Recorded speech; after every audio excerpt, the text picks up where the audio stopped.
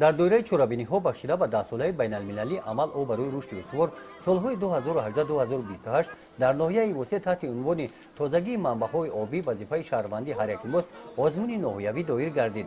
این ازمون با دستگیری شعبه حفظ محیط زیست و شعبه معارف ناحیه در سطح بلند فرهنگی دایر گردید. هدف از گذراندن این ازمون بلند برداشتن معرفت اکولوژی خوانندگان میباشد. بغیر از این باوری داریم که اشتراکچیان چرابین‌های امروزه با تیاری خوب همطرفه آمده کار ایجادی و دستاوردهای خود را نمایش می‌دهند. اشتراکچیان چرابینی نورسان اعضایان محفل‌های مکتبی دستدورانی طبیعت با این آزمون با تئوری جدی آمده با چنین گل و تصویر رسم‌های زیبا طبیعت زیبای تاجیکستان را نشان دادند.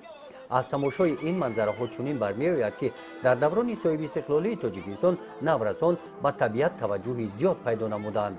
در ماده 13 کنستیتوسیون جمهوری تاجیکستان آمده است زمین، ثروت‌های زیرزمینی، عالم نباتات و حیوانات، آب مالکیت استثنایی دولت بوده. دولت استفاده آن را برای هر یک فرد کفالت می‌دهد. از این ماده کنستیتوسیون جمهوری تاجیکستان برمی‌آید که هر یک شخص نوابسته از اختصاصش باید دانش مکملی اکولوژی داشته باشد و در این وقت می‌تواند موقع خود را در طبیعت پیدا نماید و به واسطه می‌تواند که به طبیعت کارهای مثبت نماید.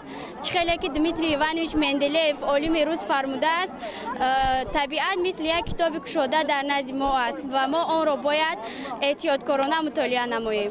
منبع‌های آبی ناحیه واسع از طریق حوض قینر، آب شیرین شفا، موضع‌های دیگری سیاحی ناحیه سوال‌هایی بودند که از جانب اعضایان حکمان به اشتراکچیان داده شدند.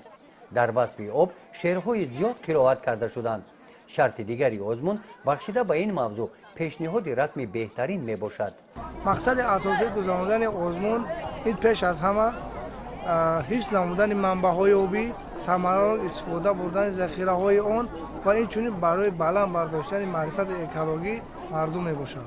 ازمون تازگی منبع‌های آبی وظیفه شهروندی هر یک موست با تاثیرات نیک جنبش گردیده اشتراکچیان فعال آن با تحفه‌های خاطروی قدر کرده شدند.